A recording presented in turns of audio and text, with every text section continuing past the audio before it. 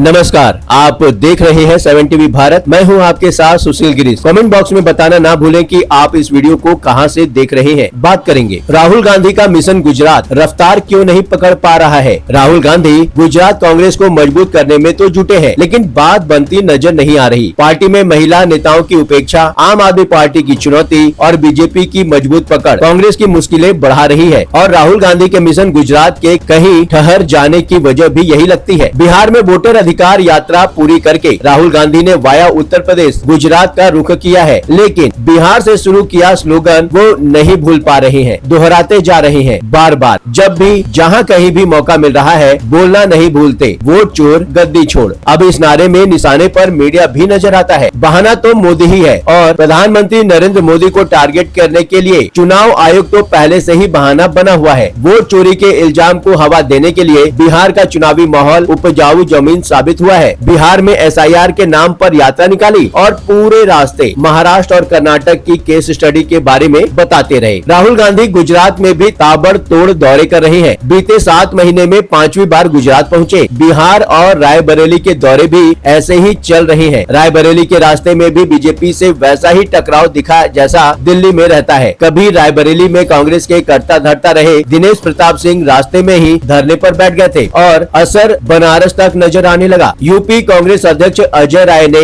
मोदी के बनारस दौरे में विरोध की बात की तो लखनऊ में ही नजर बंद कर दिए गए। रायबरेली में दिशा की मीटिंग में तो दिनेश प्रताप सिंह विरोधी नेता की तरह ही कांग्रेस नेता से भिड़े हुए थे, लेकिन उसके बाद ही एक अलग ही तस्वीर सोशल मीडिया पर वायरल है। तस्वीर में बेटे को राहुल गांधी से हाथ मिलाते देख दिनेश प्रताप सिंह मुस्कुरा रहे हैं और बॉडी लैंग्वेज से लेकर चेहरे तक विनम्रता का भाव आच्छादित है। लोगों के मन में ये रिश्ता क्या कहलाता है वाला भाव लोगों के मन में भर जाए, यही तो राजनीति है। गुजरात में शहर और जिला अध्यक्षों के लिए ट्रेनिंग कैंप लगा है। 10 से 19 सितंबर तक कांग्रेस अध्यक्ष मल्लिकार्जुन खड़गे 10 दिन के ट्रेनिंग कैंप का उद्घाटन कर चुके हैं और अब राहुल गांधी उनका मार्गदर्शन करने पहुंचे हैं। उद्घाटन के मौके पर मल्लिकार्जुन खड़गे का कहना था, कांग्रेस में ही कहीं कमी रही, जिसकी वजह से आज गुजरात के लोग देश पर राज कर रहे हैं, जो देश को कमजोर कर रहे हैं। कांग्रेस में नेतृत्व के स्तर पर कमी की बात राहुल गांधी भी स्वीकार कर चुके हैं। राहुल गांधी ने 6 महीने पहले मार्च में संगठन सृजन अभियान की शुरुआत की थी। उसी अभियान के तहत कांग्रेस कार्यकर्ताओं और मजबूत नेताओं को जिला अध्यक्ष बनाया गया है। 2027 के गुजरात विधानसभा चुनाव में टिकटों के बंटवारे में अध्यक्षों की महत्वपूर्ण भूमिका होने वाली है। संगठन सृजन अभियान शुरू करते वक्त राहुल गांधी ने गुजरात में पार्टी को मजबूत करने को लेकर कई गंभीर बातें की थी। नेतृत्व में कमी की जिम्मेदारी लेने के साथ ही राहुल गांधी ने तभी कहा था, गुजरात में कांग्रेस की लीडरशिप में 2 तरह के लोग हैं, उनमें बंटवारा है।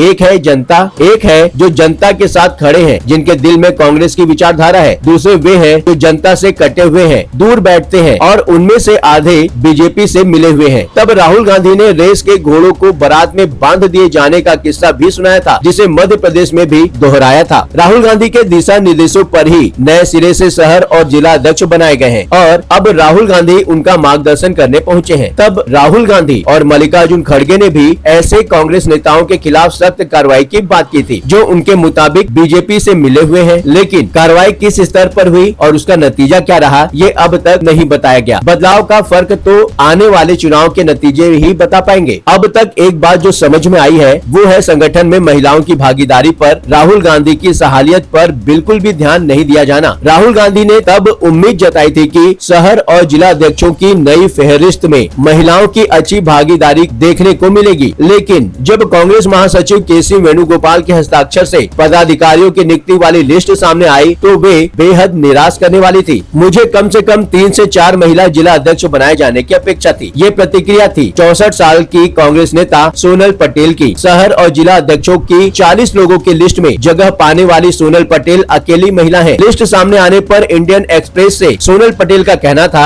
8 मार्च को हुए कांग्रेस के कार्यक्रम में मैंने राहुल गांधी से कहा था कि आप लोग सिर्फ बोलते भर हैं। केंद्रीय गृह मंत्री अमित शाह के खिलाफ गांधीनगर से चुनाव मैदान में उतर चुकी हैं और क्राउड फंडिंग के जरिए अपना चुनाव कैंपेन चलाने के लिए चर्चित रही सोनल पटेल को अहमदाबाद शहर का कांग्रेस अध्यक्ष बनाया गया है। 2024 के लोकसभा चुनाव में बेहतर प्रदर्शन के बाद से राहुल गांधी आत्मविश्वास से भरे हुए हैं। बीच बीच में विपक्ष के साथ छोड़ देने या नेतृत्व पर सवाल उठा देने से भी निराशा भी होती होगी, लेकिन वोटर अधिकार यात्रा के बाद जोश हाई लग रहा है। लोकसभा में विपक्ष का नेता बनने के बाद राहुल गांधी गांधी ने संसद में ही कहा था कि वो बीजेपी को गुजरात जाकर भी हराएंगे। ये भी हो सकता है। और राहुल गांधी का मानना है कि बीजेपी को अगर देश भर में हराना है तो शुरुआत गुजरात से ही करनी होगी और यही वजह है कि वो गुजरात में कांग्रेस संगठन को मजबूत करने पर पूरा जोर दे रहे हैं। मुश्किल ये है कि राहुल गांधी का जोर देना तो समझ में भी आता है और नजर भी आता है, लेकिन नतीजा भी निकल रहा हो ऐसा अब तक नहीं लगा। हौसला अफजाई के लिए राहुल गांधी गुजरात कांग्रेस को तेलंगाना की मिसाल देते हैं। तेलंगाना की मिसाल तो राहुल गांधी यूपी कांग्रेस को भी दे चुके हैं। बीजेपी की तरफ इशारा करते हुए करीब 6 महीने पहले ही राहुल गांधी ने कहा था, अगर गुजरात में हमारा वोट 5% बढ़ जाएगा तो आप बीजेपी वही खत्म हो जाएंगे। तेलंगाना में हमने 22% वोट बढ़ाया है, यहाँ तो सिर्फ 5% की जरूरत है। राहुल गांधी ने तब भी माना था गुजरात नया विकल्प चाह रहा है, लेकिन कांग्रेस पार्टी उसे दिशा नहीं दिखा पा रही। चाहे हमारे जनरल सेक्रेटरी हो, चाहे हमारे पीसीसी अध्यक्ष हो, कांग्रेस जनता को दिशा नहीं दिखा पा रही है। ये सच्चाई है और ये कहने से मुझे कोई शर्म या डर नहीं है। बात तो सही है, जनता वोट देने से पहले किसी और नाम पर विचार तो तभी करेगी जब सामने कोई विकल्प भी हो। कांग्रेस की नई मुश्किल ये है कि पंजाब की तरह अरविंद केजरीवाल ने गुजरात में भी धावा बोल दिया है। विसावदर उपचुनाव जीत लेने के बाद अरविंद केजरीवाल को गुजरात में भी 2017 वाले पंजाब की तरह संभावना नजर आ रही है। पंजाब में अरविंद केजरीवाल ने पहले कांग्रेस को पछाड़कर आम आदमी पार्टी को सबसे बड़ा विपक्षी दल बना दिया था और 2022 में सरकार भी बना ली। सरकार बनाने वाली स्थिति अभी भले न हो, लेकिन कांग्रेस की जगह लेने की कोशिश तो अरविंद केजरीवाल करेंगे ही। गुजरात कांग्रेस के नेताओं को अब राहुल गांधी को ये भी सिखाना पड़ेगा कि बीजेपी से मुकाबले के साथ साथ आम आदमी पार्टी को काउंटर कैसे करें। ठीक वैसे ही जैसे 2022 के गुजरात चुनाव में अमित शाह ने बीजेपी कार्यकर्ताओं को आम आदमी पार्टी को रोकने का मंत्र दिया था, क्योंकि ये वोट चोर गद्दी छोड़ के नारे लगाने भर से हासिल नहीं होने वाला है। इस विषय पर आपका अपना क्या विचार है, नीचे कमेंट में लिखकर जरूर बताएं। चलते चलते एक बात बताना जरूरी है, यदि आप कोई जरूरी बात हम तक पहुंचाना चाहते हैं, चाहे वो प्रशासन से जुड़ी परेशानी हो, आपके साथ हुआ कोई अन्याय, कोई सामाजिक समस्या या फिर कोई ऐसी बात जिसे समाज के सामने लाना जरूरी है, तो आप बेझिझक स्क्रीन पर दिए गए व्हाट्सएप नंबर 9998323655 पर आप हमसे सिर्फ व्हाट्सएप मैसेज के माध्यम से संपर्क करें। 7 टीवी भारत की टीम आपकी बात को गंभीरता से सुनेगी और जरूरत पड़ी तो पूरी जिम्मेदारी के साथ उसे सबके सामने उठाएंगे। आपका विश्वास ही हमारी ताकत है। इस चैनल को सब्सक्राइब करें, वीडियो पसंद आया हो तो वीडियो को लाइक करें। लगातार खबरों के लिए बने रहिए 7 टीवी भारत के साथ।